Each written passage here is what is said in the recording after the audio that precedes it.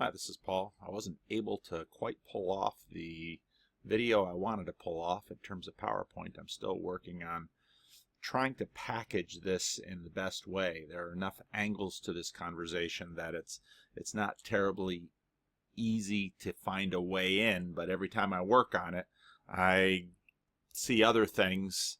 The problem isn't making a 2-hour video. The problem is not making a 20-hour video. And I don't have 20 hours to sit down and make a 20-hour video, and I don't think any of you would like that anyway. So let's talk a little bit about Sam Harris and morality. Now, yesterday someone sent me a video that was put out on Darwinian truth in Jordan Peterson. And this is a subject I've talked about before. This video has some graphics and that kind of stuff. But I thought some good observations. Getting it down into a graphic of, in a sense, the sense that Harris and Dillahunty have about, this reality is these little chunks of facts that kind of float around out there, and we know something is true by empirical testing, whether it's valid or invalid. In other words, truth equals fact. And this video goes into that quite a bit. And that obviously gets into trouble when you have facts and morality, because there are lots of facts. And then to figure out, usually we talk about morality in terms of action. And again, when you think about, when you think about Jordan Peterson's basic orientation as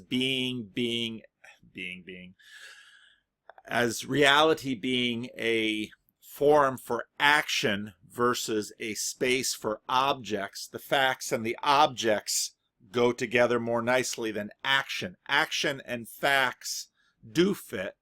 Now, OJ killed Nicole, fact or not fact. It does have a binary sense of it. There are facts and events that you can look at in that way. But as we're going to get into in this video, reality is very complicated, and distilling even any given moment right now into a list of facts that can be verified or falsified is not so easy. In fact, this is one of the things that Matt Dillahunty, a claim he basically made in his conversation with Jordan Peterson, that he could, in a sense, distill everything down into a list of propositions.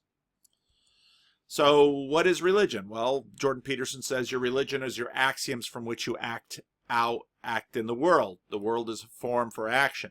Sam Harris says a religion is a set of supernatural stories that you may or may not believe truthfully correspond to the world of objects and literal events. In other words, facts. So the world is a space for objects. Now, morality constructed from moral facts. Dillahunty basically said everything can be distilled into a list of verbal propositions that can be verified or falsified. And I'm with Jordan Peterson on my skepticism of both ends of that statement. I don't think you can distill everything down into a list of propositions, and I don't know that all of those propositions can be verified or falsified. There is, in fact, a modernist Christian position that's like this, and you will sometimes hear certain fundamentalist groups talking this way, and they take the Bible and they try to boil the Bible down into a list of propositions, and then the way they proceed in terms of their Christian life and Christian belief is that Christian belief is, if you have the list of propositions, you say true, true, true, true, true, and then you're a Christian. It's exactly that kind of belief that Jordan Peterson pushes back against when people ask, do you believe in God? He says it depends on what you mean by belief. So that's why Jordan Peterson, when he says, I act as if God is real, now you're nested in what he's been saying. Truth and reality are more complex. And part of the problem we have is that we are nested within this reality. So it's not like kind of the modernist perspective of sitting apart, watching this type of monarchical vision. We are in the middle of it. And if there's one thing it's the Grand Canyon looks different from the middle than from the rim. And in a sense, the modernists like to pretend like we're standing at the rim looking out into the Grand Canyon we can survey. Almost anyone will say that canyon will look different depending on exactly where you stand. Being my height, 6'4", the canyon would look different than my wife's height, 5'6". Do we see two different canyons? No, but we have two different views of the canyon. So let's test this. Take one moment in your life, even now, and try to exhaust that moment into a list of propositions about everything true about it.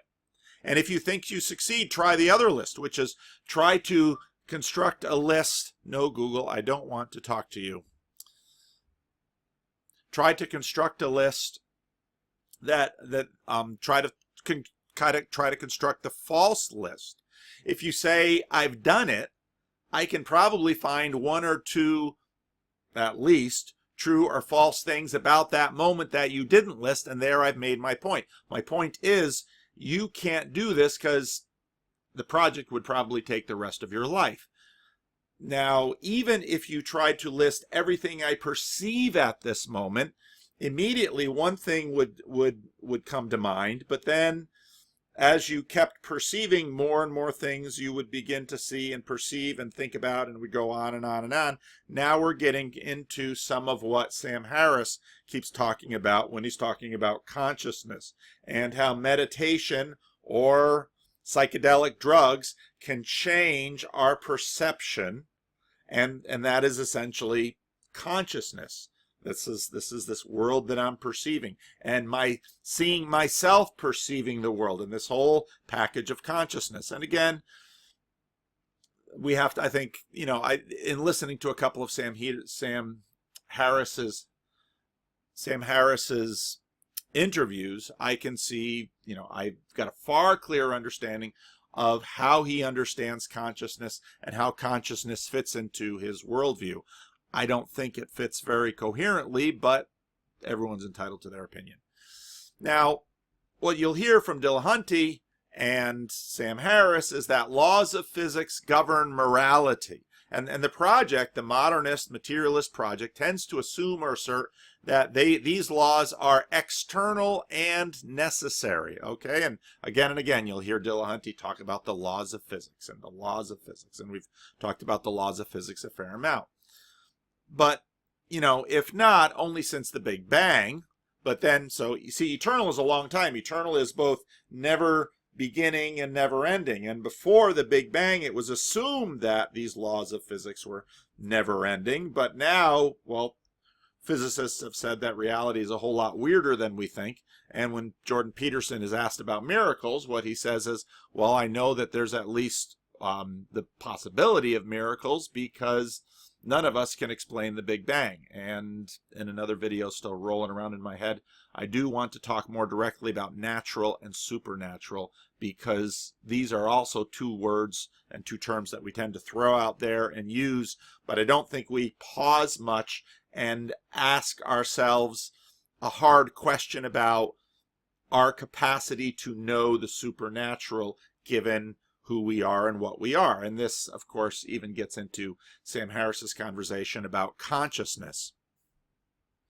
So moral laws, let's say, are like water freezing laws. Now, generally speaking, water freezes at 32 degrees, maybe 32 degrees-ish. I looked up a Smithsonian magazine, and, there's a few qualifiers here. And then, of course, the ocean, if you got some salt in the water, the temperature can get lower. And if you've ever made ice cream in a vat with a crank, you put salt in with the ice to get it below 32 degrees so that the ice cream can harden. I mean, but there's a law.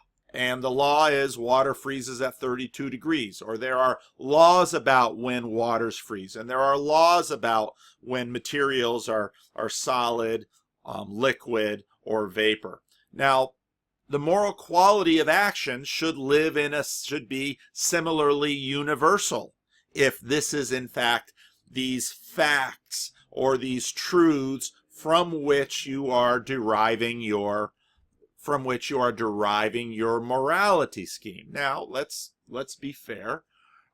Deriving an entire morality is a difficult process. Probably not as difficult as getting agreement on the morality that you derive. And all of this, both the difficulty and the difficulty in agreement, should perhaps give us some indication of what's going on in the project. So the moral quality of action should be similarly universal.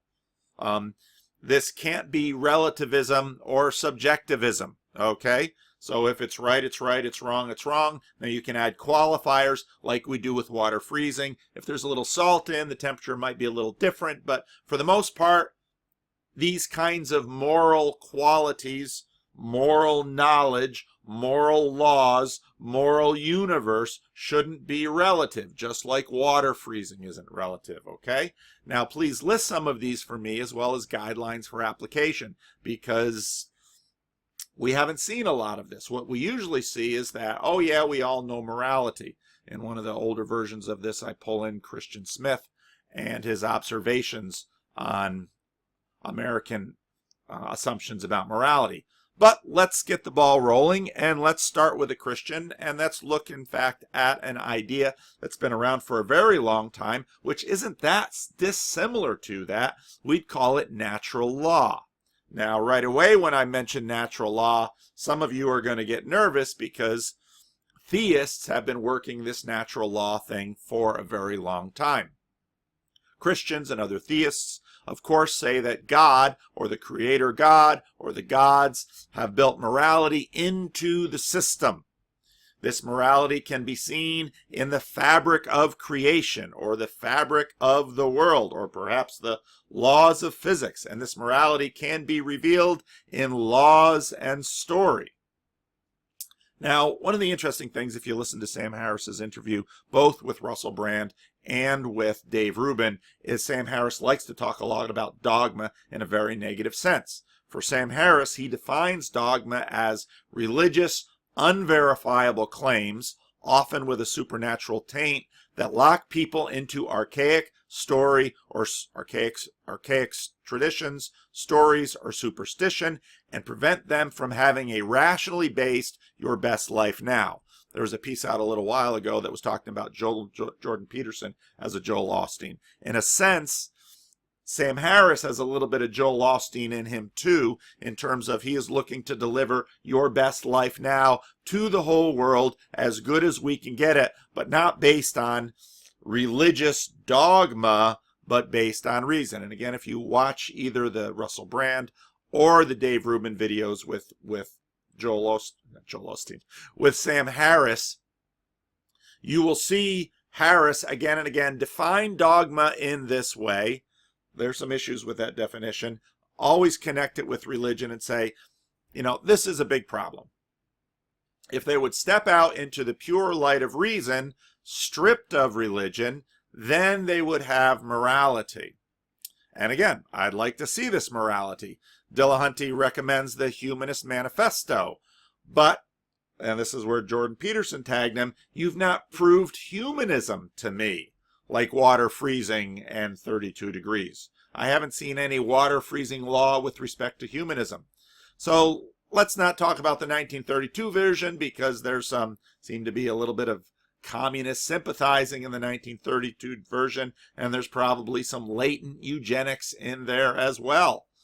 So let's just have Sam Harris tell us let's not call it a religion, maybe we'll call it a philosophy of life, but what he thinks, would really do the trick here.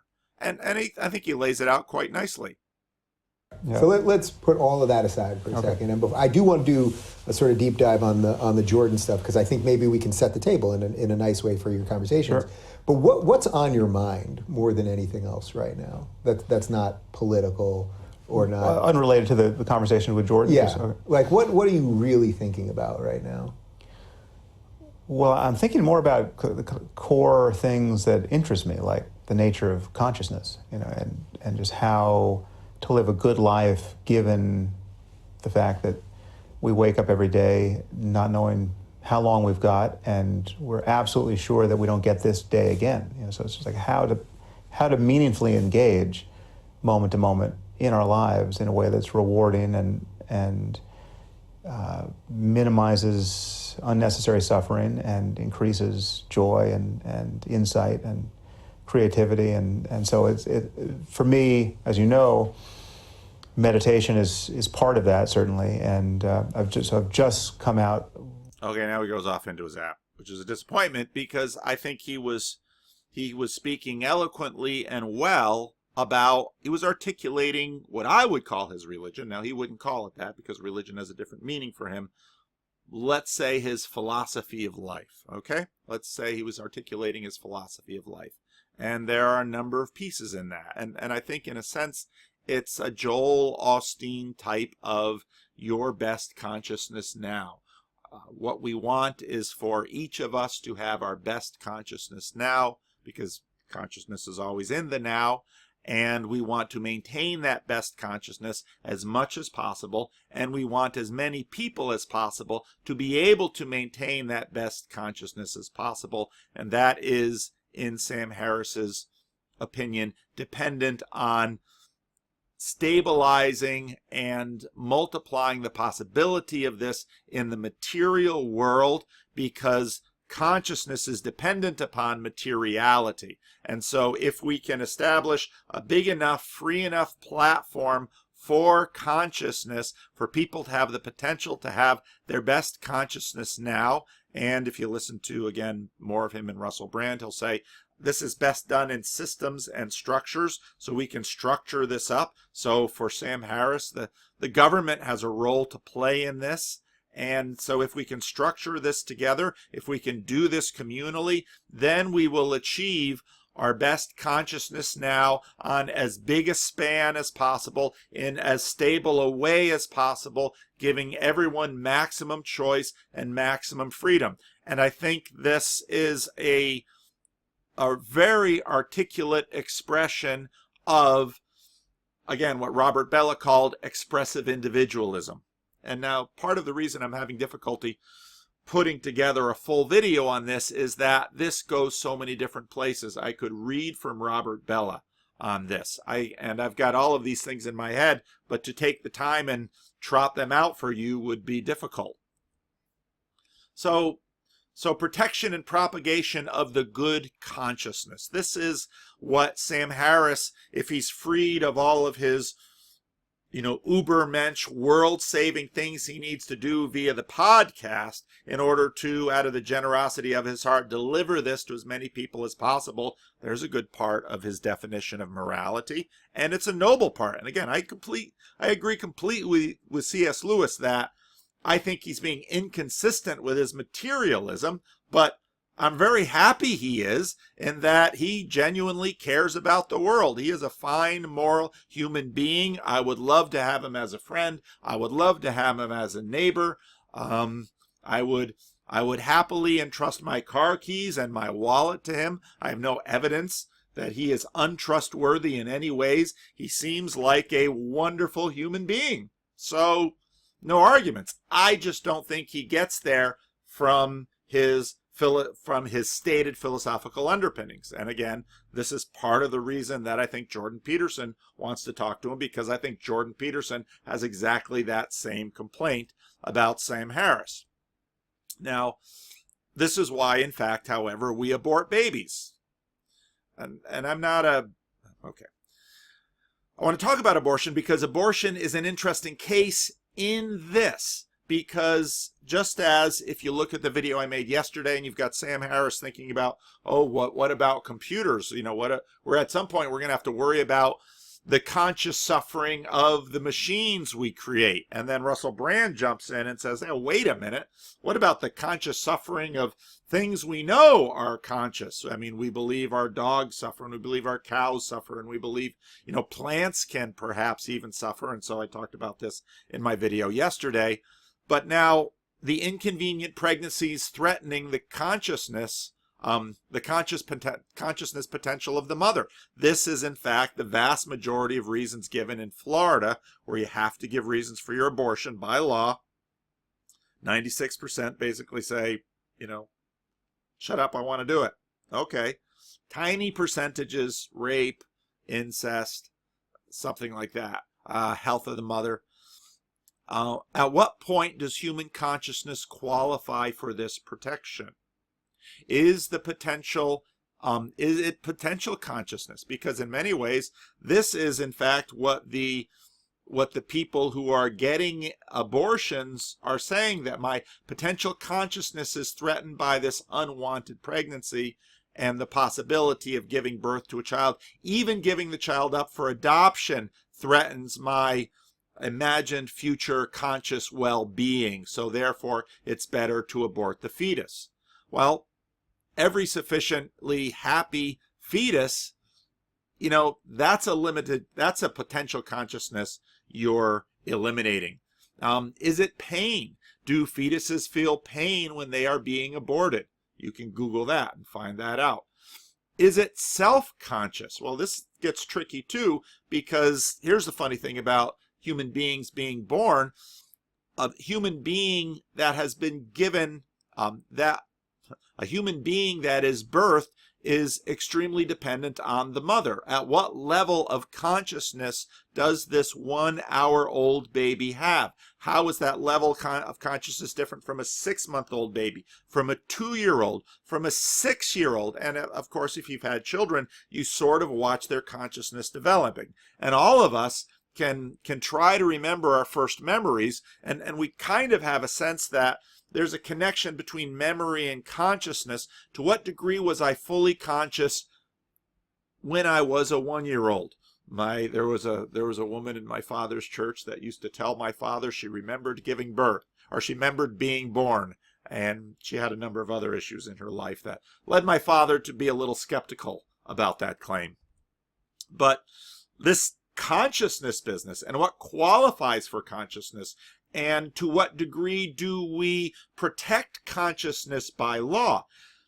This is not an easy thing. Now, I know Sam Harris, again, in the Russell Brand video, basically says, it's this religious dogma that has people saying that life begins at conception and there should be no abortion after conception. Well, at what point then? And I'm not trying to make an argument about abortion, okay? That's not what I'm looking for. So, I guess if you want to rage about that in the comment section, go right ahead. But the difficulty is, at what point does consciousness begin? And if consciousness, according to Sam Harris, is our standard, is that standard something that we can really get at scientifically? In fact, again, if you listen to Rupert Sheldrake, consciousness is about the last standard we want when we're talking scientifically. Now, as Sam Harris says, doubting that I am conscious right now, this is about the most direct experience I have, but there is a huge gulf between myself and knowing to what degree all of the electrons zipping around in my phone are conscious, or the servers that my phone is connected to are conscious, or the little crying GIFs that I put on my computer screen yesterday are conscious. And so his scheme imagines that somehow regard for consciousness is going to be the moral standard. Wow. That isn't even a big part of the abortion debate. Wade into the abortion debate with this criteria and see if that suddenly cleans things up for you. Or the moral math of suicide. If in this moment I feel despair, can you guarantee me happiness in the future? On whose criteria? Have you ever talked to a person who's terribly depressed? What they say is, life isn't going to get any better. That is their firm, conscious conviction. And it is as firm as any conscious conviction as Sam Harris has about consciousness itself. So, is that a sufficient ground in which to take material action in the world? Now, he's suggesting that any story that has an element of supernaturalism is automatically disqualified as a basis for moral judgment. But Sam Harris is essentially saying the basis for moral judgment is consciousness. And I look at that and I think, you can't find a more slippery thing, a more subjective thing than consciousness, which is pretty close to the definition of subjectivity itself. So, the moral math of suicide, how do you do that with respect to his standard of consciousness? Doctor-assisted suicide. Often an argument for doctor-assisted suicide I get is, we do this for animals, and we do. I've had a number of pets in my home, and if I go to the vet with I don't know if I should tell this story. So, years ago, we had a cat that seemed to prefer living in the garage, hunting mice. And we kept our car in the garage, and whenever we pulled the car in, the cat would get out of the way, predictably. Hundreds of times that cat always got out of the way. Well, my wife was driving into the garage with my father. My parents were over on a vacation, and my father said, "Watch out, the cat." And my wife said, "The cat always moves." Well, this time the cat didn't move, at least not fast enough. And my wife ran over the cat. And my wife calls me at work and says, "I ran over the cat." And I said, "Well, take him to the vet and see how bad it is. Probably have to put him down." Now, ironically, this was at that point in our lives, we had taken in a fair number of cats, soft-hearted people that we were. Some person found this stray cat, dropped him off at church. I brought the cat home. We got all the fleas off the cat. The cat had a fairly splotchy coat, and so we named the cat Mudsplat. Now, just think that through. Anyway, so put the cat in a bin. My father and my wife took the bin to the vet. The vet is going through the kinds of potential surgeries and remedies for this cat that got run over by a car. And this would have easily cost thousands of dollars, money we didn't have. And so I said to my wife, I said, we're going to put the cat down. The cat's suffering. We put the cat down. Now let's imagine Grandpa was in the garage and the cat was in the car. And what if my wife hit Grandpa? Would I put Grandpa down? No. Why? Well, again, we get back to humanism. Well, we regard humans with a different standard. Well, the cat was younger than Grandpa by a good bit, even in cat years. How do we do this math? Consciousness? Well, Grandpa has higher consciousness than the kitty.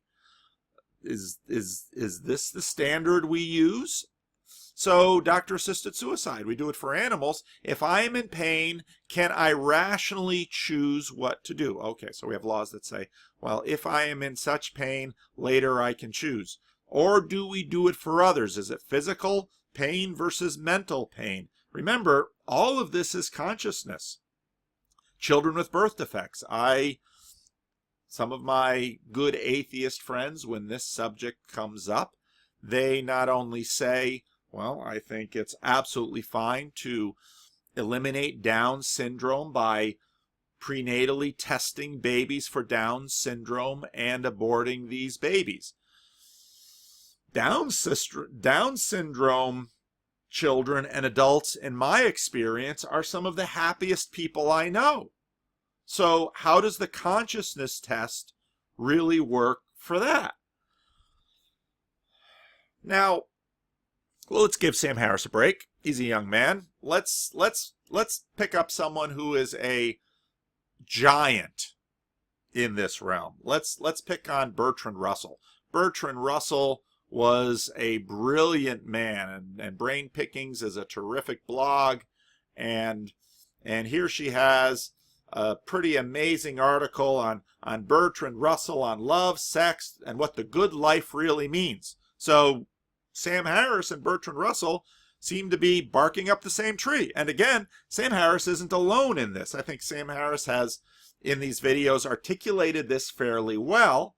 But Bertrand Russell is at least as smart as Sam Harris. And I know a good many of you are going to out there say, a good bit smarter than Sam Harris. Bertrand Russell was a genius of a man. In fact, Alvin Plantinga quipping about the four horsemen of the new atheist movement was complaining that we didn't get better ones. And he mentioned Bertrand Russell. Now there's a truly scary atheist, because according to Alvin Plantinga, because he's really smart. And in fact, some of you will look at Bertrand Russell and pull up a quote. This is what Brain Pickings picks up, and according to a very popular issue that's debated today. Now, this, of course, calls to mind not only Mark Twain's general lament about how we've used religion to justify injustice, but also the particular superstition with which homosexuality has been historically regarded. But even as early as 1925, Russell, a conscientious critic of religion, recognizes the absurdity of thinking and points to the critical thinking required for making up one's own mind in evaluating the alleged dangers of what such superstition condemns as immoral. So Bertrand Russell, Sam Harris, they're on the same page. And in fact, this is a long history of thinkers that have been making these arguments for a good long time. And I'll read a quote from Bertrand Russell, and you can see why he's so powerful. It is evident that man with a scientific outlook on life cannot let himself be intimidated by texts of Scripture or by teachings of the Church. He will not be content to say such and such an act is sinful and that ends the matter. He will inquire whether it does any harm, and this has become the standard, the legal standard in our culture for sin.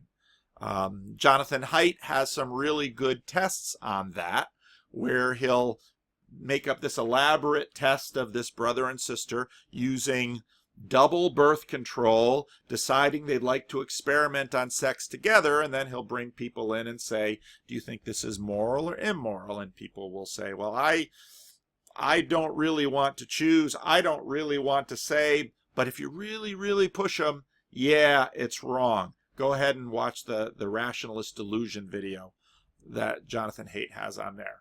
So harm is the standard. So, okay. And you will find that, especially in what concerns sex, our current morality contains a great deal of which the origin is purely superstitious. We will find also that this superstition, like that of the Aztecs, involves needless cruelty, and would be swept away if people were actuated by kindly feelings towards their neighbors. Now, I could do another video on the relationship between kind and good, because essentially kindness has become the moral standard for our culture. And this is something I think Peterson will probably attack as well. But the defenders of traditional morality are seldom people with warm hearts. Oh my. One is tempted to think that they value morals as affording a legitimate outlet for their desire to inflict pain. The sinner is fair game, and therefore away with tolerance. It's Bertrand Russell. He's an amazing writer. He's an amazing thinker. But can we live with our reason? Bertrand Russell was also quite famous for other things. The great philosopher Bertrand Russell, who of all his undeniable intellectual brilliance could never have betted a woman on looks alone. Hierarchy, don't you know?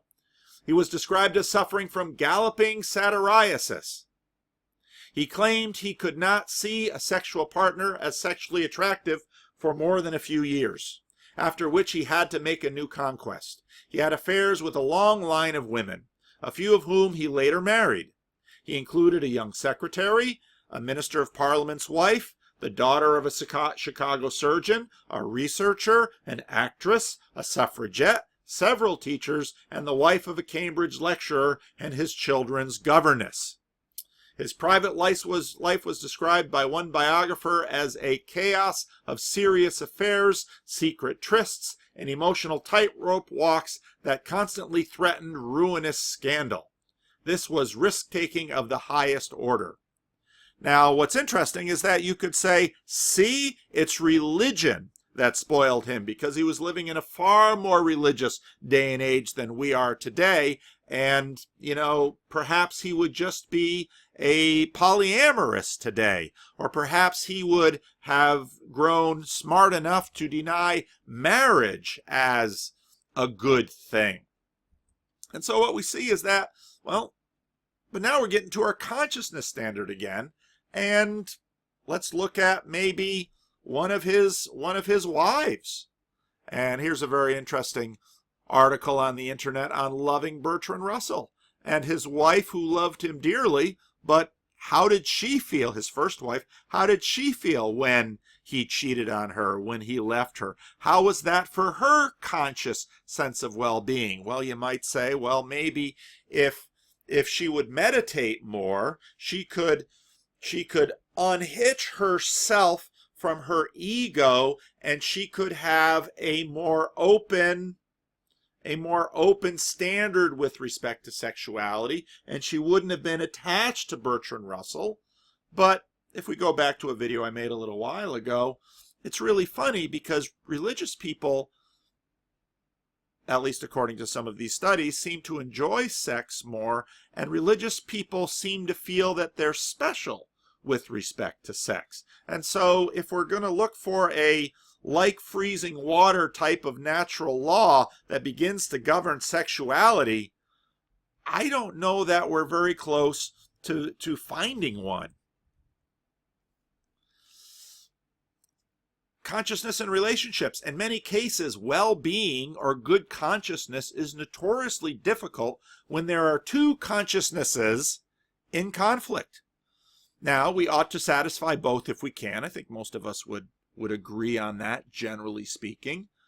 But is that really possible? I mean, just think about any relationships you have with people.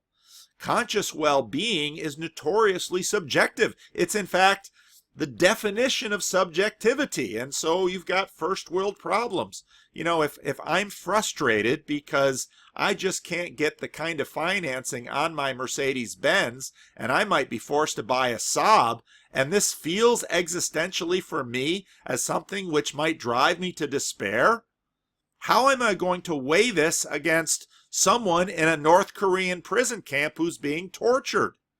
Are both suffering? Pain is notoriously subjective and difficult to quantify. In fact, one of the schools with the highest suicide rates a few years ago was in San Jose, California. This is one of the wealthiest, most prosperous, elitist, highest in anyone's hierarchy areas of the country. And you'd think it'd be the poor kids of Flint, Michigan that are drinking lead-tainted water who would be offing themselves. Or poor Haitians in a batey in the Dominican Republic, like I used to work with. Not the children of San Jose and Palo Alto, California. But this is consciousness. All tyranny begins with someone trying to satisfy the demands of their consciousness. Do you have a relationship with a controlling person? What is their controlling instinct coming from? If you look at what Jordan Peterson has done in his life, he used to be a clinical psychologist, and every time people say, what's the justification for your beliefs? He says, I'm a clinical psychologist. Well, what does that mean? It means he sits in rooms and he listens to, well, he's in Canada, so maybe more people have insurance and have better access to psychiatric care than we have here in America. I would dare bet that's the case. He listens to people talk about their pain all the time. And of course, he's got ideas in his own mind about, I think, your sense of your judgment upon your pain is justifiable or not. The reason Jordan Peterson keeps going down to pain as kind of a starting place, and that way he's got something similar to Sam Harris, is that pain is undeniable. But pain is also notoriously difficult to quantify according to consciousness. In fact, I would say it's impossible to quantify now in terms of consciousness. I have my pain, you have your pain. You might say, well, give it a number. I give my pain a 7. Well, I give my pain an 8. Who's going to judge? Is there any objective criteria? This is where, in a sense, Thomas Nagel's conversation about you have to bring the mind back in. Because if you don't bring the mind back in, you cannot really do morality in a naturalist system. Why? You need the mind, because you're trying to evaluate between two minds, between two consciousnesses. And again, Sam Harris says, this is the realm by which we know well-being. This is the standard. And I look at this and I think, this doesn't work. What is in the consciousness of Kim Jonghoon in North Korea? He has desires. He has consciousness. And if the consciousness of the how many millions of people in North Korea have to suffer for the welfare of his consciousness, well, you might say, well, we're going to count them in terms of people. Each person has one consciousness. Oh, but okay, you have a fight with you and your spouse, or you and your parent, or you and your child. Who wins? You cannot measure consciousness. In fact, and now the psychedelics get interesting, okay, take a pill and disconnect me from my consciousness. Does that help make these kinds of decisions between people? And again, according to Sam Harris, people who are hosting this consciousness, the consciousness is dependent upon their mental organs. Now, most morality, in fact, has to do with competing claims of conscious beings. Remember, C.S. Lewis in Miracles, reason colonizes nature. And so what we have in terms of consciousness and power is that we're always colonizing nature. And because we are at least part of nature, we are colonizing each other. And the consciousness of Kim Jong-un is colonizing the consciousnesses of the people of North Korea. I would argue that the consciousness of Donald Trump has gone a long way to colonizing the terrorized consciousnesses of Blue Church America. This is what's happening in our country. Now, might we arrive at a water-freezing rule on sex, marriage, and divorce? Well, marriage should be agreed to by both parties. Okay, can there be 3 parties? I see no reason why there can't be in nature. And so all of these bigamy laws in the United States seem to be religiously based, and perhaps they're the next frontier to overturn. Oh no, we can go down and, okay, now we're going to talk about monogamy. Well, how about sex outside of marriage? Well, how clear does consent have to be? Well, if alcohol is involved, does that impact it? If power differentials are involved, does that impact it? If it's a young starlet and there's, I better get my right Weinstein, because I've been talking about the other two. Not related to those two. If there's a big Hollywood producer and the young starlet says, wow, I have a chance to meet this Hollywood producer, and he was so nice, and he was so kind, and he invited me back to my apartment, or invited me back to his apartment, even though he's married. And I very quickly got the idea that if I didn't play along with him, I wasn't going to have a desired career. And if I did play along with him, maybe he could accelerate my career. All right, so I gave in. Is that consent? At what standard of consent? Well, now again, we're back to the standard of consciousness. How do you adjudicate this conscious experience we call consent? Now read how many brain books written in the last 15 years about whether or not there is consent. And then there's Sam Harris saying, we don't have free will. Well, if we don't have free will, we can't give consent. And this entire basis for the Me Too movement just evaporates in a cloud of different yammering consciousnesses. Marriage can end if one person wants out. What if the other doesn't? What if Bertrand Russell's wife still very much loves him? Some of the descriptions of her was puritanical. In other words, and she seemed to be devoted to him her whole life long while he's going out and doing all this other stuff. Is that fair? Is there harm? Both people want out. Okay, well, that seems fine. But what about the circle of others around them? What if there are children? Do we give the children a voice and whether or not their parents can divorce? Do we give friends a voice and whether or not their friends can divorce? Do we give the community a voice and whether or not people divorce? Are we going to adjudicate this in terms of consciousness? Have you ever had a fight with your spouse? Have you ever in one moment thought, boy, if I never see her again, I'll be as happy as can be? You've never had that conscious thought in a moment when that seemed to be the thought you could never doubt, and then something happens called making up. And then you have whole other course of hormones going through your body, and you think, oh, how could we have ever fought? And the next day you fight again, and then you make up again. You don't know any couples like this?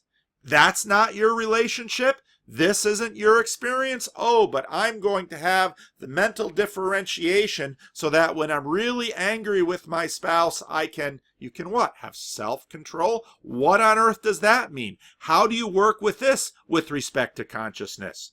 I have no idea. I have some ideas, but to do this publicly between people, this is in fact almost all of what our relationship dramas are about. Now, where's your water freezing rule on any of this? And in fact, that's to a certain degree the hope behind this, because the implicit promise of a moral, an objective, scientific, moral universe is actually control. Because if we can predict it, if we can intervene, if we can choose outcomes, then utopia, right? Heaven on earth. We get what we want. Oh, but are we really so sure we know what we want? And will my conscious self an hour from now want what my conscious self wants now? I've been, trying to eat better. I'm at that certain age, and, weight comes on a little bit easy, but, so I learn what I don't buy doesn't come into the house, doesn't go over my lips. And I was at the supermarket, and my wife said, "What's Father's Day tomorrow? Bring home a little something special for yourself." So what did I buy? Ice cream. Klondike bars. Put them in the freezer. Thought, okay, I've got, all the kids are home for the summer. These will go fast. Yeah, I go to the freezer last night. It's like, should I eat one of these? Here it is. Where is consciousness now? Is consciousness the standard for this? Is my volitional capacity within consciousness? Well, how should I, in fact, evaluate this? Now, you might say, yeah, these are really hard problems. These are the problems that religions have been majoring and talking about and working through for thousands of years, because this is, in many ways, what life is made of. Where would our rationalist law be institutionalized? Democratic government? Do we vote on morality? Well, same-sex marriage. Same-sex marriage was unthinkable for the vast majority of American history. Now, for over 50% of the country, prohibiting same-sex marriage is unthinkable. Wow, that's a lot of consciousnesses being changed pretty quickly. How can we figure out whether or not same-sex marriage is moral? Well, in a democratic society, we can decide whether or not it's legal by elected officials telling us right or wrong. Same thing with polygamy. Same thing with bigamy. Same thing with statutory rape numbers. According to all of our brain science, perhaps we should say no one should be allowed to have consent over the use of their sexual organs before, let's say, age 25. How would that work? 18? 25? How about 16? How about 14? When I lived in the Dominican Republic, I lived initially in a guest house that the mission ran, and there was a woman who lived in the guest house, and she was a national, and she basically took care of the guest house and kept it clean. And in that country, you almost always needed to have someone present there, and so actually she lived there with her daughter and her grandson. And I remember talking to her, name was Marta, talking to Marta. I was just learning Spanish, and Marta, tell me a little bit about yourself. I got married at age 10. Was that religion that got her married at age 10? Now, I think you can make a really rational case that 10 is too young to be married. But what is marriage? What is marriage in terms of a water freezing rule, and who is going to institutionalize it? So, we don't vote on rules of water freezing. We've now decided that water will now freeze at 40 degrees Fahrenheit. I know you Canadians have a different scale, 0 or 32, of course. We have decided that water will freeze at 40 degrees. Well, that would be ridiculous, and Sam Harris would call foul.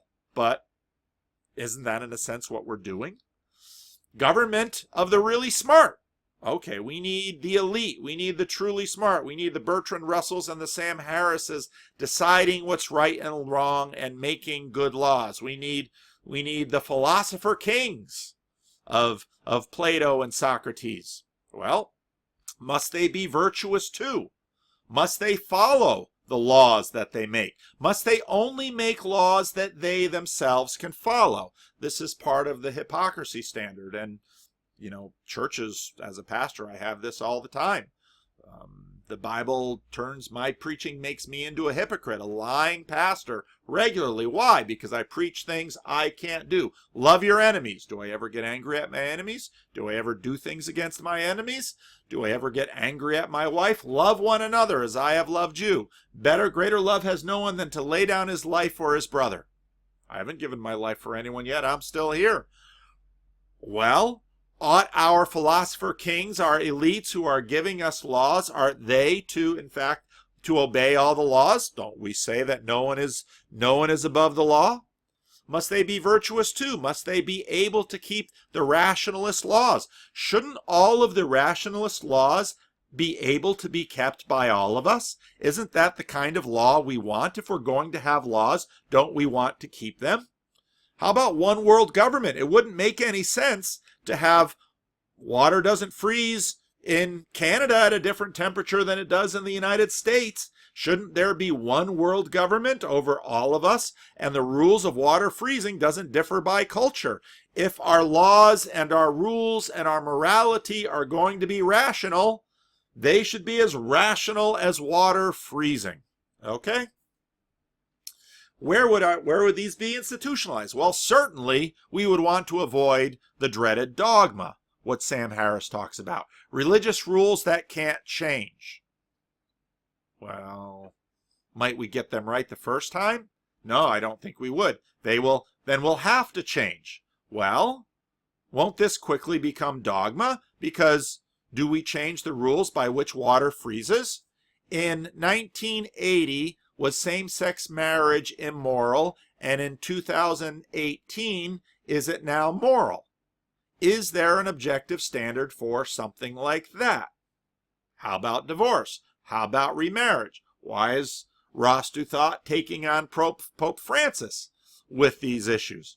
What's going on? Oh, I thought things didn't change. Well, I keep hearing from Dillahunty and Sam Harris, things don't change. Well, the Roman Catholics have one rule, and the Orthodox have another rule, and how many Protestant, factions have other rules? Won't applications of these laws and the punishment or correction or rehabilitation or retraining or recertification connected to them be equally universal? In other words, well, do this, get this. I mean, because, again, we're talking about the laws governing water freezing. Well, now it's easy to come back and say, hey, religious dogmas are no better. Fair point. religious people violate their rules.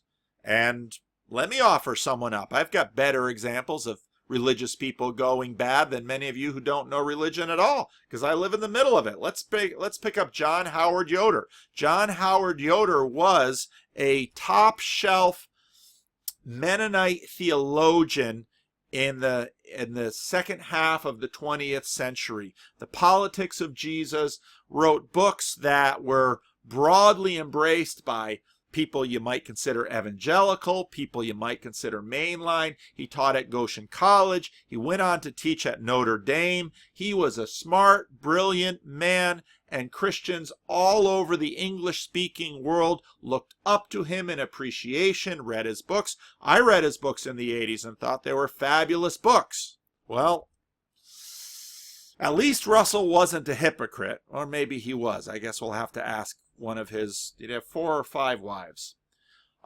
Yoder was also trying to overcome dogma. He had some really interesting ideas on how to transcend morally, godly, sexually. If you want to have fun with Christians, ask them sometime, is there sex in heaven? Peter Kreeft has one of the best answers for that, because he actually talks about this. Peter Kreeft will say, you asked me about sex in heaven. The problem with that question is it makes me think more about sex here on earth. So John Howard Yoder, he was blazing new ground with lots of young women. And he was telling them that, you know, this isn't adultery or fornication. We're doing groundbreaking theology together. Wow. Well, today it's not really looked at like he was doing groundbreaking theology. It's pretty much the definition of what today we call sexual harassment. And in fact, it was quite well recorded that he did a lot of it at Goshen College, and now, 2015, a few years ago, say, well, he did it over there at Notre Dame too. Well, what are we to think about his books? Was all of the theology he wrote wrong? And if you want to just type in John Howard Yoder sexual abuse into the Google search engine, and you'll watch Christians working through this. Like I said, Christians and other religious people have been working on these questions for thousands of years. And we've been working on these questions with a theology of the mind. And do we have everything right? Absolutely not. Religious people rejigger the rules to suit them. John Howard Yoder did. And we call this corruption, which is exactly what we call it in the non-Christian world. This is a universal human behavior, not one limited by religion. What you might consider, however, are the resources of religion to hold itself accountable. In other words, well, why do you have flexible things, and why do you have God's law? You have an archetypal immovable, and you have a human flexible, subjective. Well, these things work together. There's sometimes people look at fixed point and center point systems. Well, the thing that's good about having a fixed point is now you can actually do measurement and orientation. And so the church eventually looked at John Howard Yoder and said, this is wrong. Well, not everybody thought it was wrong, I'm sure, but the vast majority of the church did. And there's plenty of stuff that we're arguing about. But without a fixed point, you have difficulty finding things in relationship to it. And in all fairness to the modernists, okay, they're saying there are facts, there are fixed points. Good, I agree. Question is, how do these systems work? And can they, in fact, yield what you imagine they can yield?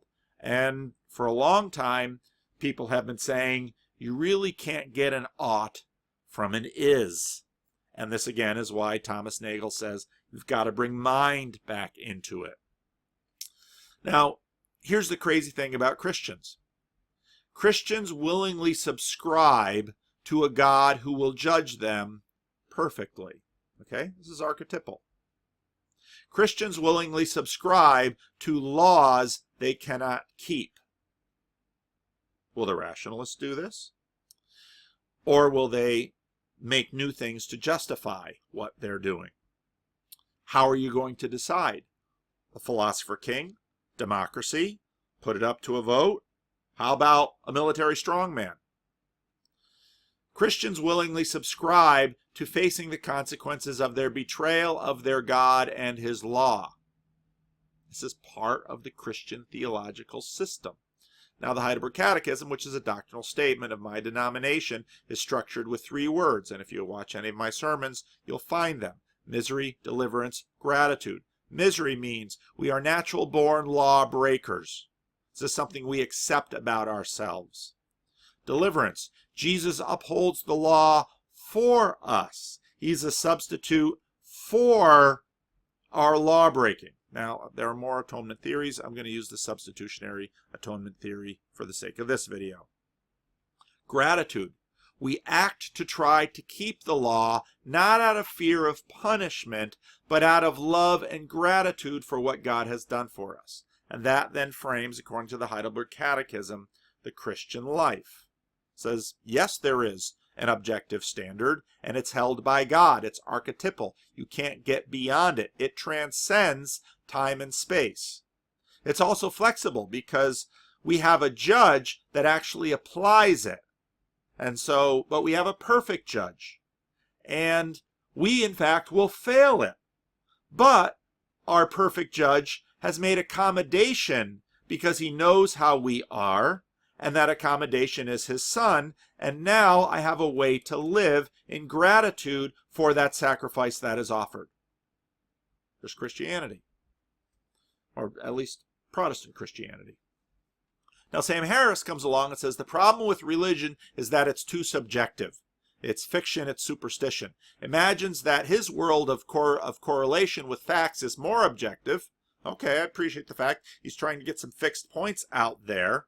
You need something that is verifiable, but that is precisely what's the matter with his standard. There is nothing verifiable about consciousness except that I have one. Any kind of negotiating that between others, it is the definition of subjectivity, but this is the basis upon which his philosophy of life is rooted.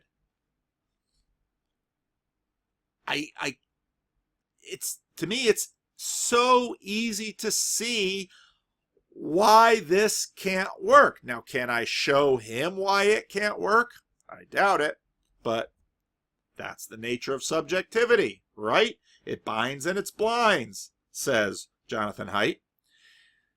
But it doesn't change enough to keep up with. That's what Sam Harris says about religion. Well, what are we keeping up with again? Are we keeping up with the laws of water freezing? Does that change? So in other words, if Sam Harris were actually to accomplish his goal of founding a moral system on the laws of physics, would they be flexible? Again, we can pass a constitutional amendment that from now on water will freeze at 40 degrees Fahrenheit instead of 32, so that as the climate changes, we need to spend less money on freezer units and ice skating rinks. All right? A vote in the United States Congress will not change when water freezes. Sam Harris says dogma. Well, water freezing is about as dogmatic as it gets. You have a problem with dogma? Talk to the water. So, what do we know about water freezing? A lot. There it is. It isn't changing. Religious systems are not perfect. We've been working on them for thousands of years. Now, I'm a Calvinist. I don't believe in this age we will get them perfect. An anti-utopianism is built into my religious system, and I think that's a good thing. I will never stop sinning. I will sin until the day I die. I will never be free of my sin until I am renewed and God makes me free of my sin in whatever process He chooses. In fact, I believe that process is already working in me, and I hope that day by day I am more and more free of the sin which binds me and blinds me. So religious systems are not perfect. Religious systems are both more objective in principle than water freezing, okay? Because all of these laws of physics that Dillahunty wants to point to, well, maybe you can see they're starting in the Big Bang. Well, my God goes before that. My God is, in fact, eternal by definition, never beginning, never ending. So, in fact, religious laws are more objective, but they're also more flexible because they are applied as a person. So once again, we have Thomas Nagel coming in talking about mind and matter, how the divorce between these two realms is, according to Thomas Nagel, an insurmountable problem. Well, in religious systems, as Thomas Nagel shows, they're already together.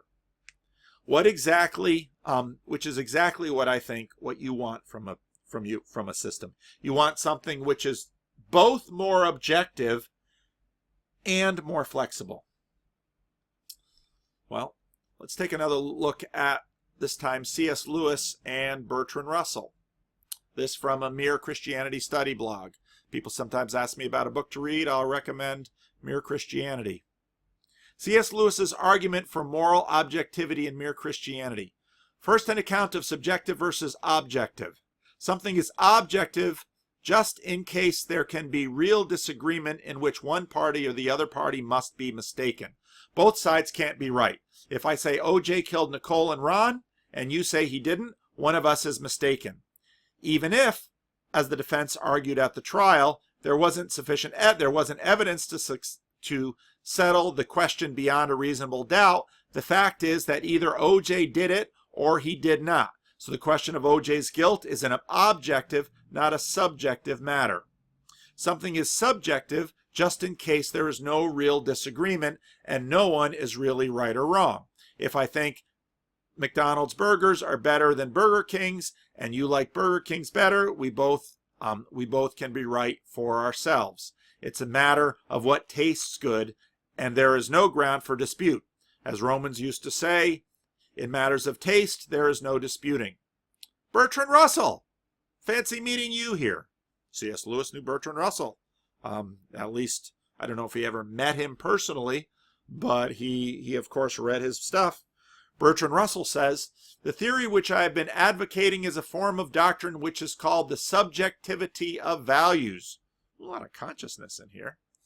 This doctrine consists in maintaining that if two men differ about values, there is not a disagreement as to any kind of truth, but a difference of taste. I'm wondering how you're going to get to morality from taste versus truth. If one man says oysters are good and another says I think they are bad, we recognize that there is nothing to argue about. The theory in question says that all differences as to value are of this sort. Although we do not naturally think of them so when we are dealing with matters that seem to us more exalted than oysters. End of quote. This is the position that Lewis is criticizing in both Mere Christianity and the Abolition of Man, and Miracles for that matter. Abolition of Man is another book by C.S. Lewis. Lewis's first argument is the argument from implied practice. People are, at best, inconsistent moral subjectivists. He writes, but the most remarkable thing is this. When you find a man who says he does not believe in real right and wrong, you will find the same man going back on this a moment later. He may break his promise to you, but if you try breaking on him, he will be complaining, it is not fair, before you can say Jack Robinson. A nation may say treaties do not matter, but then, next minute, they spoil their case by saying that the particular treaty they want to break is an unfair one. I've been hearing a lot of this lately. But if treaties do not matter, if there is no such thing as right and wrong, in other words, if there is no law of nature, what is the difference between a fair trade and an unfair one?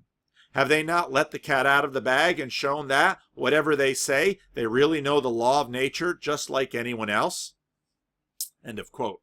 If ethics is subjective, then we should expect people to recognize that actions which they are inclined to think of as wrong are only wrong from their point of view. Now, again, let's give credit to Sam Harris and Matt Dillahunty and others. Sam Harris and Matt Dillahunty want to say there's objective right and wrong because they're subjective. But they've got problems in that system too, as I've been showing in many of my other videos. But invariably, people view wrongs against themselves as wrongs that are really wrong. Therefore, moral values are objective, not subjective. Some examples might be, a student once wrote a paper for a professor defending moral subjectivism. He made extensive use of anthropological and sociological evidence, and the paper was well written. He put the paper in a blue folder and gave it to the professor. The professor returned it with an F and said, "I do not like blue folders." The student, of course, protested, pointing out all the effort that went into the paper. The teacher replied, "Your paper argues that moral values are subjective and that they are a matter of preference." "Yes," replied the student. "Well, the grade is an F. I do not like blue folders." Of course, the student could say, "But that's not fair." But to do so, of course, compromises his subjectivist principles. A fellow philosophy teacher who was an opponent of abortion and relativism was having trouble with her 14-year-old daughter. The daughter said, "I think abortion is okay. That's my opinion. And if you don't think so, that's your opinion." I suggested to her, this is better philosophy than parenting, that she tell her daughter, "So long as you are under my roof, you do not have a right to your own opinion on abortion. So until you change your mind, you're grounded." Of course, the daughter can reply, "But that's not fair. I have a right to my opinion." But to do so, once again, undermines her subjectivist principle. In a Calvin and Hobbes cartoon, Calvin was proclaiming that he didn't believe in ethics and that it's a dog-eat-dog world. That if someone is in your way, you have to push them out of the way to get ahead, and that the ends justify the means. All of a sudden, Hobbes shoves Calvin to the ground. Calvin yells, "Why did you do that?" Hobbes replied, "You were in my way. Now you're not. That the end justifies the means." One way of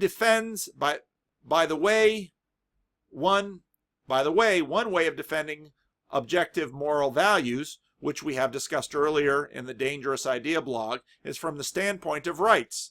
If we have rights, that means that there's objectively binding moral obligation on the part of others to allow you to exercise those rights. Otherwise, the idea of rights makes no sense. If I have a right to life, that only makes sense if you have a moral obligation not to kill me. Okay? Lewis's second argument is an argument from underlying moral consensus. If morality were a subjective matter, we would expect to find sizable differences in fundamental principles amongst moral codes. If you look at C.S. Lewis's there's an appendix in C.S. Lewis's The Abolition of Man, which goes through these moral codes. And Dillahunty, as he said there, says, see, there's objectivity in morality. Okay. Are these tied to the laws of physics? Well, I'd like to see it. If morality were a subjective matter, we would expect to find sizable differences in fundamental principles among moral codes. But there is, in general, agreement concerning fundamental principles amongst moral codes, and these tend to be pretty dogmatic. Therefore, morality is objective rather than subjective. Yes, there are differences in moral codes. However, some differences in moral codes can be explained in terms of differences about facts. People don't burn witches today, Lewis's example, not because using Satan's supernatural powers wouldn't offer serious offense against humanity to warrant severe punishment, but because we no longer believe people actually have or use such powers. Consider also the differences concerning human sacrifice.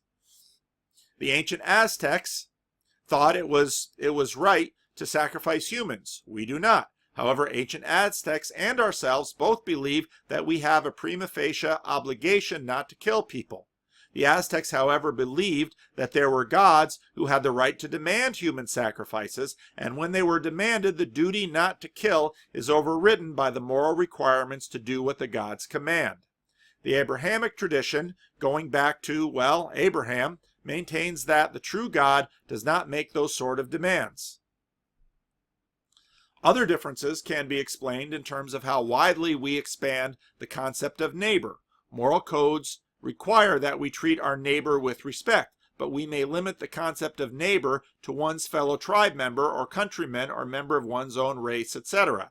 It is Jesus' contribution. Jesus? Do we get our morality from him? Did Jesus sneak into our stuff? I got some quotes in 3 or 4 unfinished video PowerPoints about that too. Is Jesus' contribution in the parable of the Good Samaritan to our moral understanding that we ought to assess the question, who is my neighbor, from the bottom of a ditch? I only ask the readers to think that a totally different morality would mean. Think of a country where people are admired for running away in battle, and where a man felt proud of double-crossing all the people who had been kindest to him. You might as well imagine a country in where 2 and 2 make 5. Men have differed in regards to people who ought to be unselfish to, whether it is only your family or your fellow countrymen or everyone, but they have always agreed that you ought not to put yourself first. Selfishness has never been admired. Men have differed as to whether you should have 1 wife or 4, but they have always agreed that you must not simply have any woman you'd like. Well, we can talk about that. The third argument for moral objectivity is from the argument of reformers. There have been reformers in the history of the human race whom we believe have improved our understanding of what is right and wrong. An example from the author of this would be Rosa Parks. Parks challenged the principle that African American people should acquiesce in being treated as inferiors and challenged the Birmingham bus system's policy of requiring African American riders to give up their seats. Because of her stand and that of Martin Luther King Jr. and other leaders of the civil rights movement, laws were changed in such a way as to require equal treatment under the law. If you think that laws of the state of Alabama are more just today than they were when Rosa Parks refused to give up her seat, then you are applying an objective standard of justice. If, on the other hand, you maintain that morals are social conventions, then Rosa's actions would have been considered wrong because they have contravened the social convention of the day. So the argument is, if moral values are subjective, then moral codes cannot improve, since there is no objective standard by which to judge one code better than another. But the work of people like Martin Luther King Jr. and Rosa Parks shows that moral codes can be made more just. Therefore, moral values are objective rather than subjective. So again, I'd love to see Sam Harris do some work on this. We've been waiting a long time for reason morality. Sam, others should bring forth their plan. It should be as obvious as the laws of water freezing, I would hope. Maybe they can't accomplish that. Okay, I understand that it's hard. It should work as consistently. And that is some of what's motivating us to do it. And we'll certainly have to do some genetic perfecting to make the system work, right? If that's possible to us, maybe we can do it. Well, part of the argument with this is when Sam Harris or Dillahunty sits down with Peterson, Sam Harris and Dillahunty might say, we need to tweak our laws, but we all know what's right and wrong, and we don't do it on the basis of constructing moral arguments. Yeah, why? Now, let's imagine a rationalist in, let's say, Epicurus, because in some ways, Sam Harris and Epicurus have a lot in common. If we were to see Sam Harris and we were to see Epicurus, and we would ask each of them to morally critique the other's life, would they have more in common or separate? I would argue that Epicurus would see some things in Sam Harris that he would not recognize. And a good number of those things would have come into Sam Harris's assumed world because of one man who lived between 4 BC and 30 AD. And because he told stories like the Good Samaritan. And because humanism, which I don't think Epicurus would have much of a handle on, because humanism is something that's dominating Sam Harris's thought and life. Now, I don't know much about Sam Harris's personal life. He says in the interviews that he's married and has 2 daughters. My hope for Sam Harris would be that he would treat his wife better than Bertrand Russell treated any of his wives. And that Sam Harris would treat his daughters better than Bertrand Russell treated his son. And you could just Google Bertrand Russell's son, and they're falling out, and see some of that. And actually, just watching Sam Harris, I have no reason to doubt that he wouldn't. Partly because my watchers watching Sam Harris generally look at him and say, he looks like a trustworthy person. He looks like the kind of guy you can sit down and have a conversation with. He looks like a guy who'd be fine to live next door to, and to say, Sam, I'm going on vacation. Here are the keys to the house. Could you take the mail in now and then and throw it on the dining room table for me? Sam would say, sure, no problem. And I'd say, Sam, keep the keys, and if ever I get locked out, I'll just come to your house and pick them up. And I'm sure his wife is a lovely human being, and his daughters are wonderful human beings too.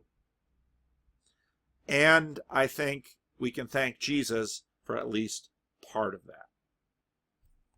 The reason I think that is because when I listen to Sam Harris, I think about Brave New World.